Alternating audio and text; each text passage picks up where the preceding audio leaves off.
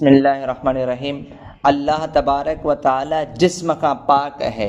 अल्लाह तबारक व ताला जी ज़ात इंसानी जिस्म वांगुरु न आहे। अल्लाह जी ज़ात जिस्म खां आज़ाए जिस्म यानी हथनि खां, चेहरे खां, चींचिन खां, पेरनि खां वग़ैरह वग़ैरह इन्हनि शयुनि खां अल्लाह ताला जी ज़ात पाक आहे। अल्लाह तबारक व ताला खाइण खां, पीअण खां, सुम्हण वग़ैरह खां पाक आहे।